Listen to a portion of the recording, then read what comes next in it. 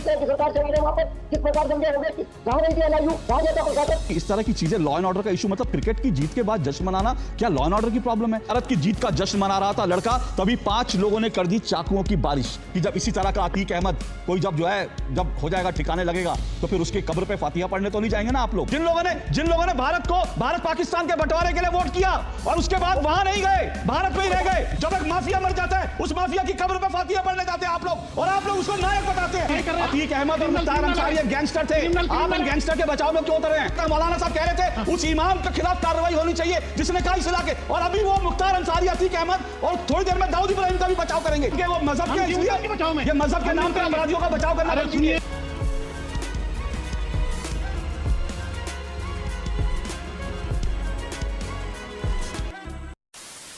नमस्कार दोस्तों, debate show की एक और मजेदार वीडियो में आप सभी का स्वागत है। दोस्तों आज की डिबेट वीडियो होने वाली है राष्ट्रवादी news anchor Ashok Srivastava, Samajwadi party के प्रवक्ता भास्कर जोशी और मौलाना नदीमुद्दीन के बीच में।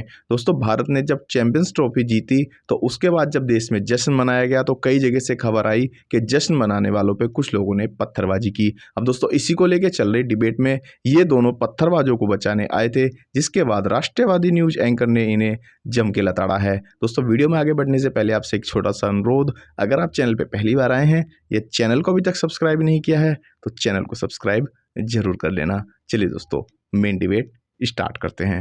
ये टीवी वाले भाई पिक्चर चालू करो बे। प्रोफेसर भुवन भास्कर जोशी, ये आखिर मैं जानना चाह रहा हूँ ये टुकड़े टुकड़े गैंग कहाँ से आता है? कौन लोग हैं जिनको भारत की जीत पर जो है परेशानी होती है, तकलीफ होती है?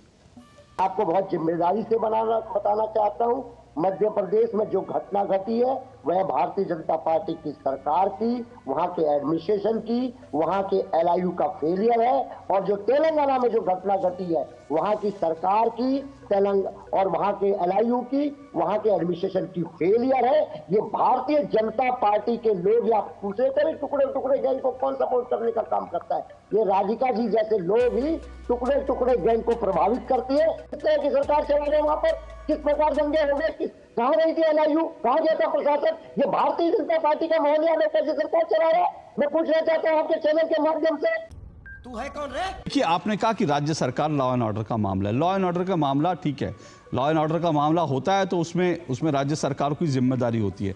लेकिन मैं ये कह रहा हूं कि इस तरह की चीजें, लॉ एंड ऑर्डर का इशू मतलब क्रिकेट की जीत के बाद जश्न मनाना क्या लॉ एंड ऑर्डर की प्रॉब्लम है? ये देखिए, ये खबर कहाँ की है? ये पुणे की खबर है, और ये पता नहीं तहसीन जी आपकी जानकारी में ये खबर है कि नहीं है। पुणे की खबर है, India wins Champions Trophy, Bharat की जीत का जश्न मना रहा था लड़का, तभी 5 लोगों ने कर दी चाकुओं की बारिश। लेकिन अब इसमें हुआ क्या? पुणे में जिन लोगों ने पाकिस्तान जिंदाबाद के नारे लगाए, उनके घरों पर, उनकी अवैध इमारतों पर पुणे में बुलडोजर चला।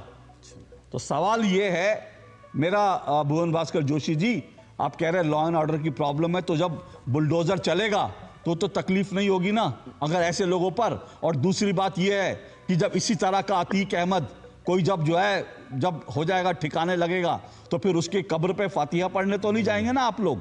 क्या बात है सर, क्या बात है सर। मैं आपके चैनल के माध्यम से कहना चाहता हूँ, ये टैक्स पेयर का पैसा है, इनकी जिम्मेदारी से बच नहीं सकते। जहाँ भी ये घटनाएं घटी है, किसी भी सरकार की घटनाएं घटी है, हम ये नहीं कह सकते कि मध्य प्रदेश में अगर हुआ तो गलत हुआ और वहाँ अच्छा हुआ, ये ऐसे कह सकते हैं हमने?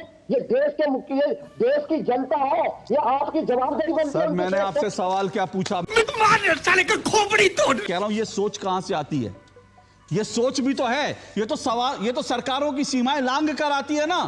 पहले राजस्थान में कांग्रेस की सरकार थी तब भी ऐसा हो रहा था, आज भी ऐसा हो रहा है। तो यहां सरकार लॉ एंड ऑर्डर से बड़ा सवाल मैं फिर पूछ रहा हूं, ये ऐसी सोच के लोग कहां से आते हैं?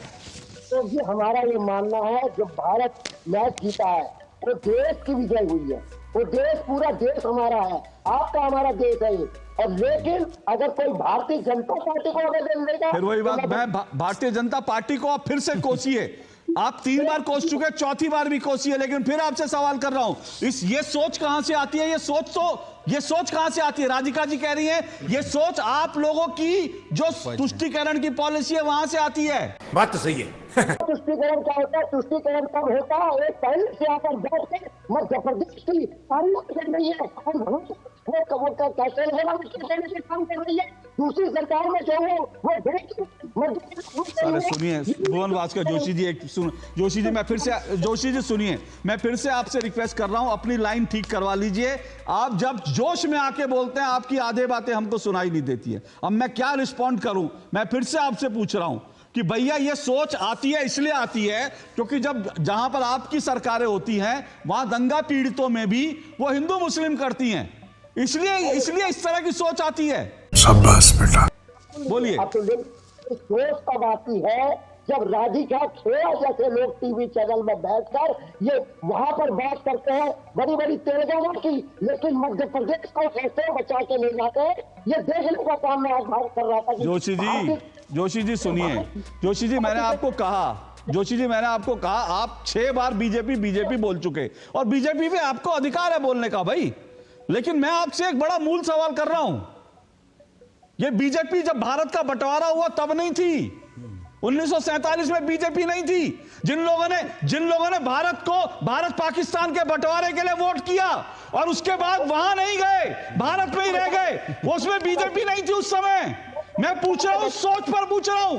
जिन्होंने भारत के बंटवारे के लिए वोट दिया, मैं उस सोच पर पूछ रहा हूं। वो सोच बीजेपी नहीं थी तब।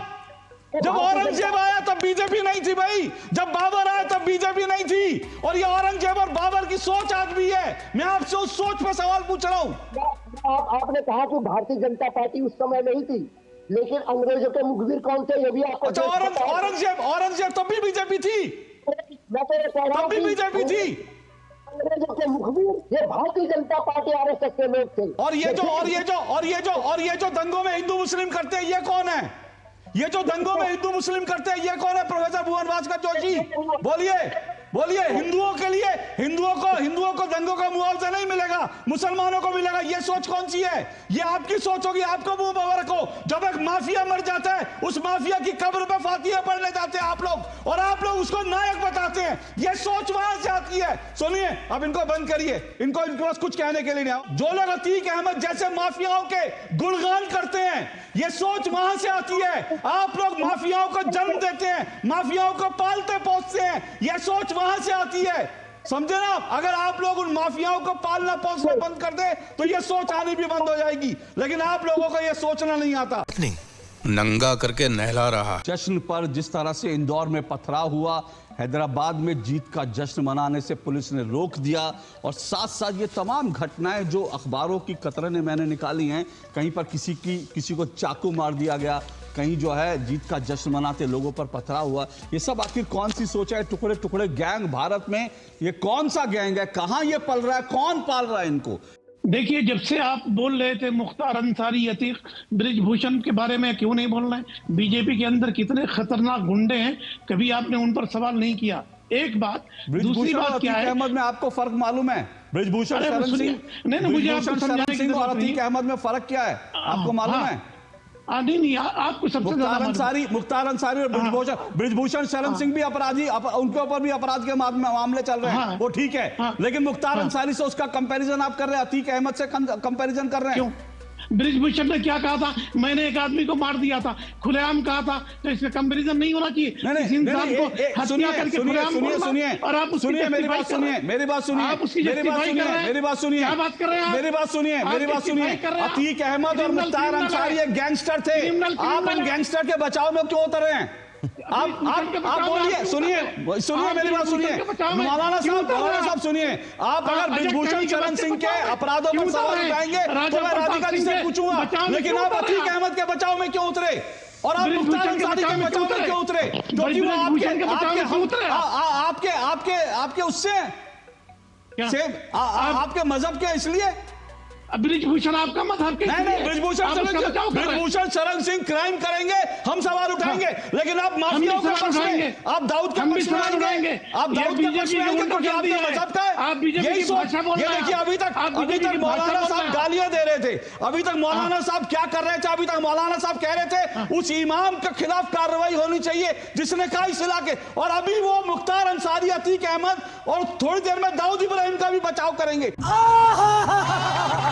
यही हो सोच है। मैंने कहा ये टुकड़े टुकड़े गैंग है। सुनिए आप, यही टुकड़े टुकड़े गैंग है। आप दाऊद इब्राहिम का बचाव करेंगे, आप ब्रिजभूषण का बचाव करेंगे, आप गुंडे का बचाव करेंगे, खुद अपने आप को एक्सपोज करता है। अतीक अहमद का नाम लेना कितना दर्द देगा आपको? बीजेपी देश का अतीक अहमद का नाम लेना कितना दर्द देगा? मुख्तार अंसारी का नाम लेना कितना दर्द देगा आपको?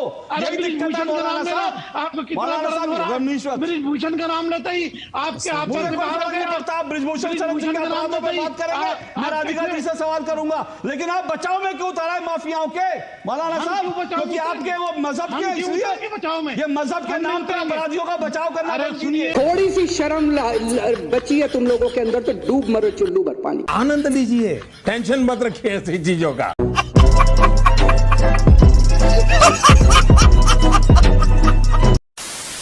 तो दोस्तों इस वीडियो में इतना ही। अगर आपने वीडियो अंत तक देखी है तो उम्मीद करता हूँ आपको वीडियो पसंद आई होगी। वीडियो के बारे में आपकी जो भी कोई राय है कमेंट्स करके जरूर बताएं। वीडियो को अंत तक देखने के लिए आप सभी का बहुत बहुत धन्यवाद।